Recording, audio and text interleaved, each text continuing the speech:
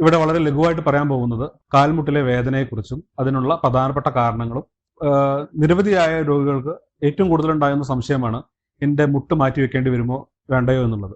90% കേസുകളും മുട്ടുവേദനയ്ക്ക് കാരണം osteo arthritis ആണ്.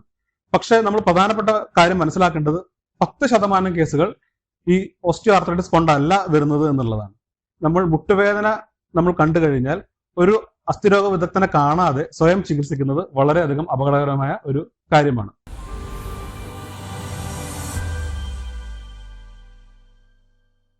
എല്ലാവർക്കും നമസ്കാരം. ഞാൻ doctor Nikhil CS, consultant orthopaedic joint replacement surgeon, baby memorial hospital, Kozhikode. ഇന്ന് ഞാൻ ഇവിടെ വളരെ ലഘുവായിട്ട് പറയാൻ പോകുന്നത് പ്രായമായ ആളുകളിൽ ഉണ്ടാകുന്ന കാൽമുട്ടിലെ വേദനയെക്കുറിച്ചും അതിനുള്ള പ്രധാനപ്പെട്ട കാരണങ്ങളും അതിലെ ഏറ്റവും പ്രധാനപ്പെട്ട കാരണമായ തേയ്മാനം അഥവാ ഓസ്റ്റിയോ ആർത്രൈറ്റിസിന്റെ ചികിത്സാ രീതികളെ കുറിച്ചുമാണ്. ഇന്ന് OPയിൽ വരുന്ന നിരവധിയായ രോഗികൾക്ക് ഏറ്റവും കൂടുതൽ ഉണ്ടാകുന്ന സംശയമാണ് എന്റെ മുട്ട് മാറ്റി വെക്കേണ്ടി വരുമോ വേണ്ടയോ എന്നുള്ളത്. അപ്പോൾ ഈ ഒരു ചെറിയൊരു പ്രസന്റേഷനിലൂടെ നിങ്ങൾക്ക് അതിനെപ്പറ്റിയുള്ള ചെറിയൊരു കാര്യം പറഞ്ഞു തരാനാണ് ഞാൻ ഉദ്ദേശിക്കുന്നത്. കാലിലെ മുട്ട് എന്ന് പറയുന്നത് ഒരു കോംപ്ലക്സ് ജോയിന്റ് ആണ്. പക്ഷെ വളരെ ലഘുവായിട്ട് പറയുകയാണെങ്കിൽ 3 അസ്ഥികൾ, അതായത് ഫീമർ, ടിബിയ, പിന്നെ പറ്റല്ല അഥവാ ചിരട്ട, ഈ 3 അസ്ഥികളും അതിന് ചുറ്റുമുള്ള 4 ലിഗമെന്റ്സ്, പിന്നെ 2 മെനിസ്കസ്, ഇത്രയും ചേർന്ന ഒരു ജോയിന്റ് ആണ് നമ്മുടെ നീ ജോയിന്റ്. അതുകൊണ്ട് തന്നെ ഇതിലുണ്ടാകുന്ന വേദനകൾ എന്ന് പറയുന്നത് പ്രധാനമായിട്ടും ഈ അസ്ഥികളിലോ ലിഗമെന്റിലോ ഉണ്ടാകുന്ന വ്യത്യാസങ്ങളും അതുപോലെ തന്നെ ഈ അസ്ഥികളുടെ അഗ്രഭാഗത്തുള്ള കാർട്ടിലേജ് അതിനുണ്ടാകുന്ന തേയ്മാനം കാരണം ഉണ്ടാകുന്ന അസുഖങ്ങളുമാണ്. നമ്മുടെ ശരീരത്തിലെ ഏതൊരു ടിഷ്യൂ അല്ലെങ്കിൽ ഏതൊരു ഒരു പ്രധാന ഭാഗങ്ങൾ എടുത്തു കഴിഞ്ഞാലും അതിനൊക്കെ നമുക്ക് റീജനറേറ്റ് ചെയ്യാനുള്ള അഥവാ സ്വയം അതിനെ ഹീൽ ചെയ്യാനുള്ള കഴിവുണ്ട്. നമ്മൾ നോക്കിക്കഴിഞ്ഞാൽ നമ്മുടെ കയ്യിൽ ഒരു മുറിവ് ഉണ്ടായി കഴിഞ്ഞാൽ ആ മുറിവ് തനിയെ ഉണങ്ങുന്നു. അതുപോലെ തന്നെ എല്ല് പൊട്ടി കഴിഞ്ഞാൽ ആ പൊട്ടിയ എല്ല് പുതിയ എല്ല് വന്നിട്ട് ജോയിൻ ചെയ്യുന്നു. മുടി വെട്ടിയാൽ മുടി വീണ്ടും വളരുന്നു. നഖം വെട്ടിയാൽ വീണ്ടും നഖം വളരുന്നു. പക്ഷെ എന്തുകൊണ്ടാണ് നമ്മൾ തേയ്മാനത്തിന് ഇത്രയും സ്ട്രെസ് കൊടുക്കുന്നത്? നമ്മുടെ തേയ്മാനം എന്ന് പറയുന്നത് ഈ അസ്ഥികളുടെ അറ്റത്തുള്ള കാർട്ടിലേജിനുണ്ടാകുന്ന തേയ്മാനമാണ്. ജന്മനാൽ നമ്മുടെ സന്ധികളിലുള്ള കാർട്ടിലേജ് എന്ന് പറയുന്നത് ഹയലിൻ കാർട്ടിലേജ് ആണ്. ഇതിനെ റിപ്പയർ ചെയ്യാനുള്ള കഴിവ് വളരെ കുറവാണ് ബാക്കിയുള്ള ടിഷ്യൂകളെ അപേക്ഷിച്ച്. അതുകൊണ്ട് തന്നെ അത് റിപ്പയർ വന്നാൽ തന്നെ ഇതിൽ ഫൈബ്രോ കാർട്ടിലേജ് ആണ് സാധാരണ വരിക. ഈ ഫൈബ്രോ കാർട്ടിലേജിന് നമ്മുടെ വെയിറ്റ് താങ്ങാനുള്ള ശക്തി ഹയലിൻ കാർട്ടിലേജിനേക്കാൾ കുറവാണ്. അതുകൊണ്ട് തന്നെ ഇത് കൂടുതൽ തേയ്മാനം വീണ്ടും ഉണ്ടാവുകയും വേദനയ്ക്ക് കാരണമാവുകയും ചെയ്യുന്നുണ്ട്. അപ്പോൾ നമ്മൾ ടോപ്പിക്കിലേക്ക് വന്നു കഴിഞ്ഞാൽ എന്തൊക്കെയാണ് സാധാരണ പ്രായമായ ആളുകളിൽ ഉണ്ടാകുന്ന മുട്ടുവേദനയുടെ പ്രധാനപ്പെട്ട കാരണങ്ങൾ? ഏറ്റവും പ്രധാനപ്പെട്ട കാരണം ഓസ്റ്റിയോ ആർത്രൈറ്റിസ് അഥവാ സന്ധിവാതമാണ്.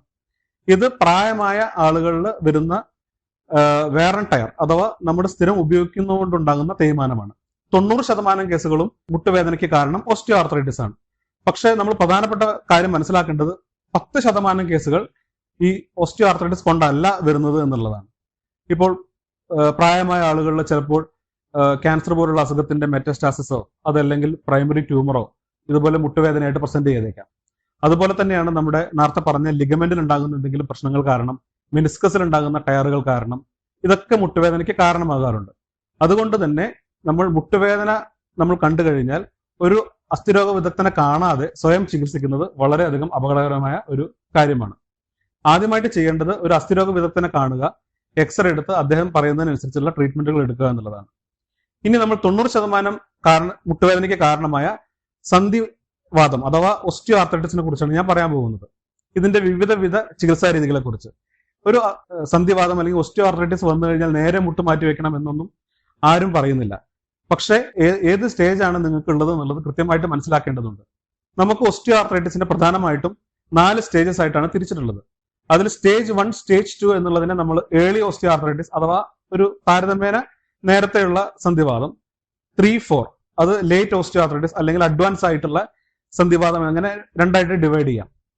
ഈ ഏർലി ഓസ്റ്റിയോ ആർത്രൈറ്റിസിന് സാധാരണഗതിയിൽ നമ്മൾ ചെയ്യേണ്ടതായിട്ടുള്ളത് കൃത്യമായിട്ടുള്ള വ്യായാമം, മുട്ടിന്റെ ക്വാഡ്രിസെപ്സ് എക്സസൈസസ്, അതുപോലെ തന്നെ നമ്മുടെ വെയിറ്റ് കുറയ്ക്കാനുള്ള കാര്യങ്ങൾ നോക്കുക.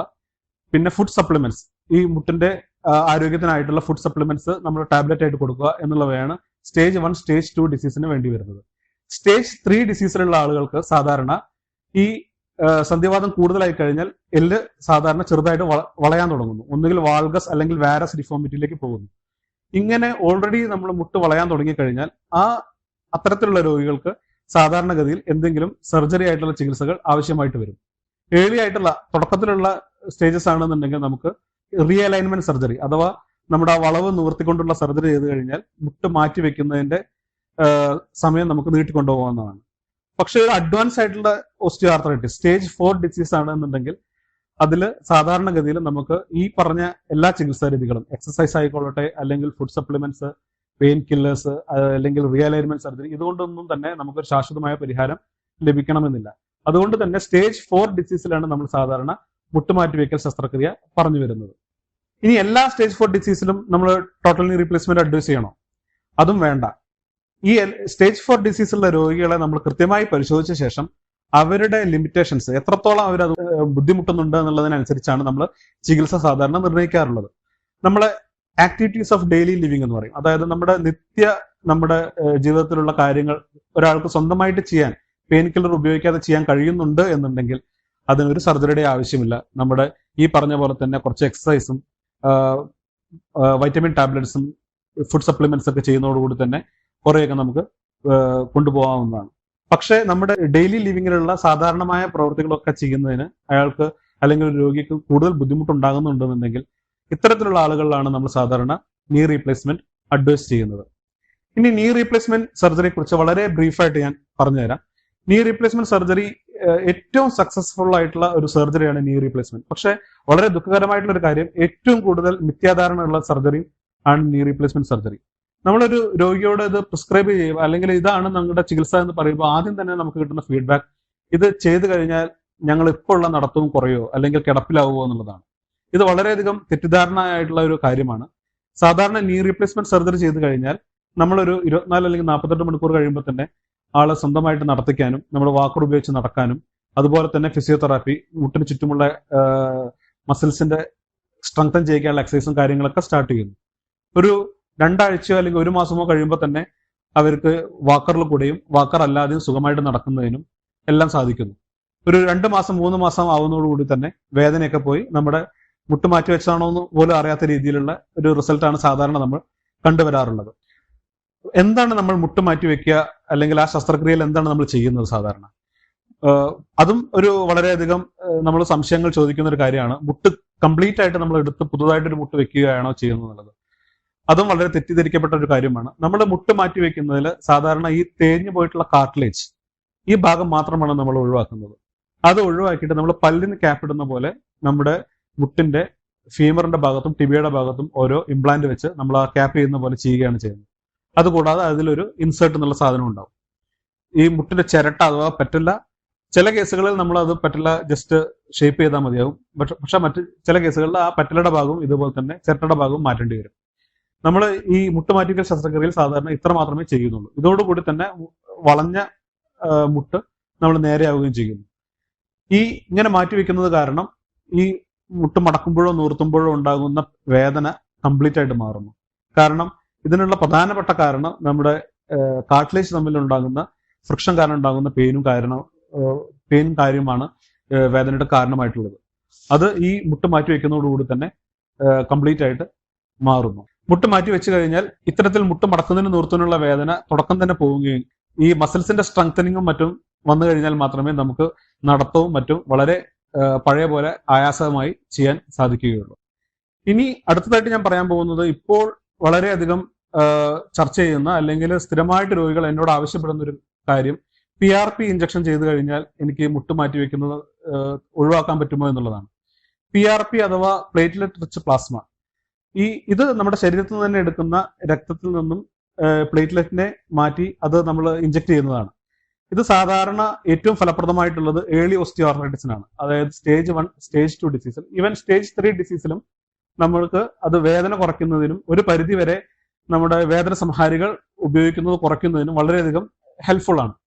പക്ഷെ ഈ സ്റ്റേജ് 4 ഡിസീസിൽ ഓൾറെഡി വളഞ്ഞ മുട്ടുകൾ, അതായത് വാരസോ വാൾഗസോ വന്ന് കാല് ഉള്ളോട്ടോ പുറകോട്ടോ വളഞ്ഞിട്ടുള്ള ഒരു സ്റ്റേജിൽ നമ്മളിത് കുത്തിവെച്ച് കഴിഞ്ഞാലും താൽക്കാലികമായിട്ടുള്ള വേദനയ്ക്കുള്ള ഒരു ശമനം മാത്രമേ നമുക്ക് കിട്ടുകയുള്ളൂ.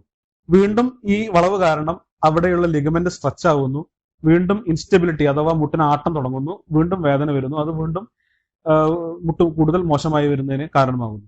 അപ്പൊ ഇന്നത്തെ ഈ ലഘുവായിട്ടുള്ള ഒരു വീഡിയോയിൽ കൺക്ലൂഡ് ചെയ്യാൻ വേണ്ടിയിട്ട് ഞാൻ പറയുന്നത്, ഇപ്പോൾ പ്രായമായ ആളുകളിൽ മുട്ടിലെ വേദന അല്ലെങ്കിൽ വന്നു കഴിഞ്ഞാൽ നിങ്ങൾ ആദ്യമായിട്ട് ചെയ്യേണ്ടത് ഒരു ഓർത്തോപീഡീഷനെ കാണുക. അവരുടെ എക്സ്റേ എടുത്ത് കൃത്യമായിട്ടുള്ള ഡയഗ്നോസ് എത്തിയതിനു ശേഷം അതിനുള്ള ട്രീറ്റ്മെന്റ് എടുക്കുക. ഏർലി ഓസ്റ്റിയോആർത്രൈറ്റിസ് അല്ലെങ്കിൽ മുട്ടിന്റെ തേയ്മാനത്തിന് നമ്മൾ കൃത്യമായ വ്യായാമം, മുട്ടിന്റെ ക്വാഡ്രിസെപ്സ് എക്സസൈസസ് കൃത്യമായി ചെയ്യുക.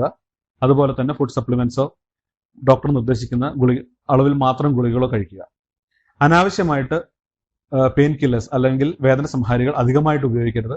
ഒരു ഡോക്ടറുടെ നിർദ്ദേശപ്രകാരം മാത്രമേ അത് ഉപയോഗിക്കാൻ പാടുള്ളൂ.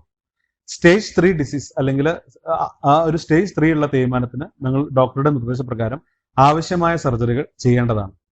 അത് മുട്ട് മാറ്റി വെക്കുന്നത് നമുക്ക് ഒഴിവാക്കുന്നതിന് സഹായിക്കുന്നതാണ്. പ്രത്യേകിച്ചും റീഅലൈൻമെന്റ് സർജറി, ഓസ്റ്റിയോട്ടമി ചെയ്ത് എല്ല് നിവർത്തി വെക്കുക. അതോടുകൂടി തന്നെ മുട്ടിന്റെ വളവ് മാറി കിട്ടുന്നു. അതുപോലെ തന്നെ മുട്ടിലുണ്ടാകുന്ന മെനിസ്കസിലുള്ള കീറലോ അല്ലെങ്കിൽ ലിഗമെന്റിലുണ്ടാകുന്ന മാറ്റങ്ങളോ നമ്മൾ കീഹോൾ സർജറി ചെയ്ത് മാറ്റുന്നതിലൂടെ നമ്മൾ നീ റീപ്ലേസ്മെന്റ് സർജറി എന്നുള്ള ഒരു ഓപ്ഷൻ നമുക്ക് ഒഴിവാക്കാവുന്നതാണ്. ഇനി ഇതൊന്നും അല്ലാതെ അഡ്വാൻസ് സ്റ്റേജ് ആയിട്ടുള്ള ഡിസീസ് ആണെന്നുണ്ടെങ്കിൽ നിങ്ങളുടെ ബുദ്ധിമുട്ടിനനുസരിച്ച് മാത്രം മുട്ട് മാറ്റിവെക്കുന്ന ശസ്ത്രക്രിയയിലേക്ക് കിടക്കുക. നിങ്ങൾക്ക് അത്യാവശ്യം നിങ്ങളുടെ കാര്യങ്ങൾ ചെയ്യാൻ പറ്റുന്നുണ്ട് എന്നുണ്ടെങ്കിൽ ഈ പറഞ്ഞ പോലെ ആദ്യത്തെ സ്റ്റേജ്, ഏർലി സ്റ്റേജസിൽ ചെയ്യുന്ന പോലത്തെ വ്യായാമങ്ങളും ഫുഡ് സപ്ലിമെന്റ്സും കാര്യങ്ങളുമായിട്ട് മുന്നോട്ട് പോവുക. പക്ഷേ നിങ്ങളുടെ ഒരു ദൈനംദിന ജീവിതത്തിൽ അത് വല്ലാതെ ബാധിക്കുന്നുണ്ടെന്നുണ്ടെങ്കിൽ തീർച്ചയായിട്ടും സ്റ്റേജ് 4 ഡിസീസിൽ നിങ്ങൾ മുട്ട് മാറ്റിവെക്കൽ ശസ്ത്രക്രിയ നടത്തുക. വളരെ നല്ല റിസൾട്ടുള്ള ഒരു സർജറിയാണ്. വളരെ കൃത്യമായിട്ട് ചെയ്തു കഴിഞ്ഞാൽ വളരെ നല്ല റിസൾട്ട് നിങ്ങൾക്ക് കിട്ടുന്നതാണ്. നന്ദി, നമസ്കാരം.